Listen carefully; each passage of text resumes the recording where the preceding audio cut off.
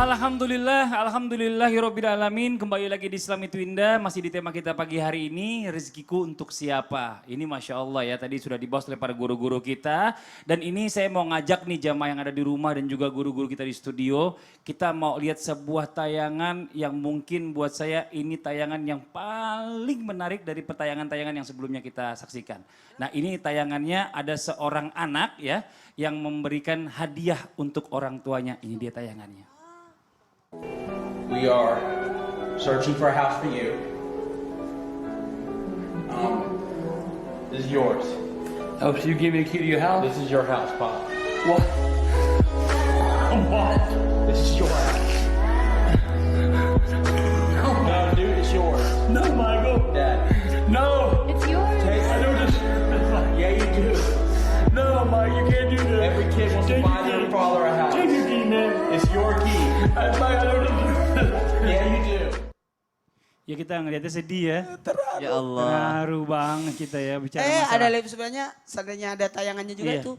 Saya langsung teringat sahabat saya yang ada di Balikpapan. Iya. Dia bangunkan masjid buat ibunya, di sampingnya Allah. dibangun rumah buat bapaknya. Allahu Akbar. Ini dia nih ya. Itu luar biasa. Maksudnya di zaman sekarang ini kita ngeliat banyak anak-anak justru yang melupakan orang tuanya. Boro-boro merhatiin ya.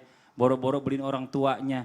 Mikirin aja nggak pernah. Asik sibuk dengan keluarganya sendiri. Nah sekarang saya pengen juga mungkin semua juga dapat siraman rohani ya. Biar makin sayang sama orang tua, biar makin cinta. Bagaimana caranya menyadarkan anak bahwa di dalam rezeki yang dimilikinya masih terdapat rezeki untuk kedua orang tuanya. Coba minta penjelasan dari guru kita Ustadz Syam. Silakan Ustadz Syam. Anta wa maluka li abika. Dirimu dan hartamu punya bapakmu. Hadis ini keluar karena komplain seorang anak kepada Rasulullah Sallallahu Alaihi Wasallam. Seorang anak muda datang kepada Rasulullah, ya Rasulullah, bapakku tuh sering ngambil duit, nggak pakai izin lagi. Bapakku tuh sering ngambil duit hasil usahaku. Saya susah payah kerja, cari duit, kerja siang hari banting tulang. Tiba-tiba bapakku ngambil gitu aja. Rasulullah jawab dengan mengatakan anta wa malu kali abika. Harusnya mungkin Rasulullah, anak ini pengennya dibela sama Rasulullah. Apa kek jawaban Rasulullah? Rasulullah bilang ayahmu gak adil atau apa. Tapi ternyata jawaban Rasulullah di luar dugaan anak tadi. Rasulullah langsung mengatakan jangankan hartamu, nyawamu pun punya bapakmu. Saking besarnya jasa orang tua kepada kita semua. Banyak di antara kami, mohon maaf semalam ada seorang orang tua nelpon kami, anak beliau anak yang sukses. Ustadz, anak saya tidak pernah yang namanya, saya tidak mau ngambil duitnya, saya tidak mau ngambil duitnya, saya cuma mau mengaturkan uangnya, saya cuma mengaturkan ini. Tapi ketika saya tanyakan tentang keuangannya langsung dibentak saya Ustadz. Dikiranya saya mau mengambil semua uangnya, padahal saya cuma mau mengaturnya. Dan ini kisah nyata terjadi bahwasanya kami pribadi yang ditelepon langsung oleh ayahnya. Semalam baru tadi malam itu terjadi kisah demikian. Dan kita lihat video tadi Masya Allah, seorang ayah pun dikasih sama anaknya, no. Ayah ini menolak pemberian anaknya karena dia rasa kebaikanmu nak kepada ayah sudah cukup sehari-hari. Maka ayah tadi itu langsung menolak karena dia rasa orang tuanya, anaknya sudah sangat baik kepada orang tuanya. Jikalau dikatakan di dalam Al-Quran berapa banyak ayat yang seandainya mungkin ada Tuhan selain Allah, maka seorang anak akan menyembah kepada orang tuanya. Seandainya mungkin tidak ada Tuhan selain Allah, maka diperintahkan untuk bersujud di hadapan kedua orang tua. Bukan hanya ayah, tapi ibu yang telah melahirkan. Bahkan 3 derajat di atas ayah. Seorang ibu, ummuka, thumma abuka. Ibumu, barulah ayahmu. Kalau ayah saja disebutkan anta wa malu kali abika, dirimu dan hartamu punya bapakmu, apatah lagi seorang ibu yang 3 tingkat di atas derajatnya seorang ayah. Maka seluruh jamaah yang dimuliakan Allah Subhanahu wa taala, kita bisa menjadi seorang anak yang berbakti sesuai dengan tuntunan Allah dan Rasulnya. Kita bisa menjadi anak yang memberikan segalanya kepada kedua orang tua. Rezeki yang Allah berikan kepada kita itu bukan milik kita semuanya. Lihat bagaimana Allah Subhanahu wa taala menggunakan kata nafkah di dalam Al-Qur'an. Seseorang yang mengeluarkan hartanya, kata Rasulullah, untuk masjid itu pahalanya 1, untuk jihad pahalanya 1, diberikan kepada kaum miskin itu pahalanya 100, tapi diberikan kepada orang terdekat apatah lagi bagi orang tua. Itu yang namanya jauh lebih baik daripada sedekah di luar itu. Infak. Wa ma anfaqatum min khairin fa innallaha ya'lamu.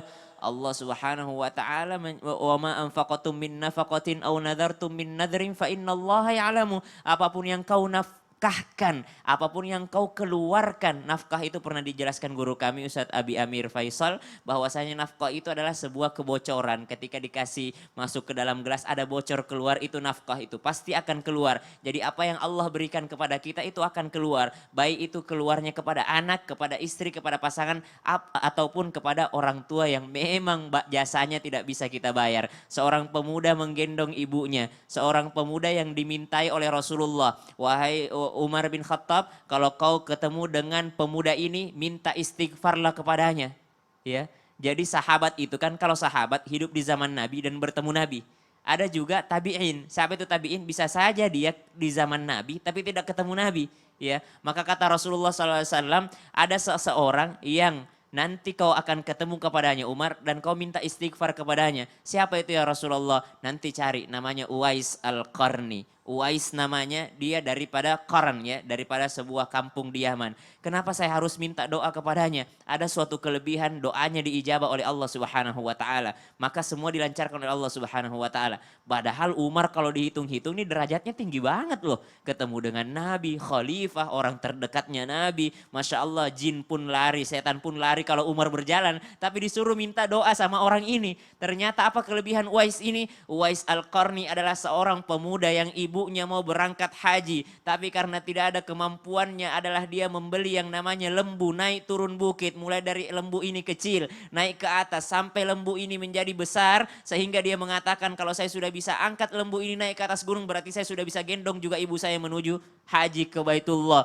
Maka Umar bin Khattab, sahabat-sahabat yang lain disuruh minta doa kepada pemuda yang sangat soleh ini. Kesolehannya ternyata terletak di mana? Terletak kepada baktinya kepada orang tuanya. Kalau seorang Uwais Al-Qarni didengar doanya dan terkenal oleh para malaikat disebabkan karena bakti kepada orang tuanya, maka kalau dihitung dengan pemberian rumah tadi tidak ada apa-apanya dengan apa yang telah orang tua berikan kepada kita. Pemberian apapun tidak ada apa-apanya. Seorang pemuda datang kepada Umar bin Khattab, wahai Umar bin Khattab, saya gendong ibu saya datang ke sini. Ini pemuda yang lain untuk bertawaf melaksanakan seluruh rangkaian umrah dan haji. Apakah itu sudah membayarnya? Kata Sayyidina Umar bin Khattab, satu tarikan nafas, satu tangisan, satu tetes darah, satu air susu ibu yang dia keluarkan ketika melahirkanmu belum bisa kau bayar dengan hal tersebut. Allahu Akbar. Jadi bicara masalah tentang bakti anak kepada orang tua ini nggak berbatas.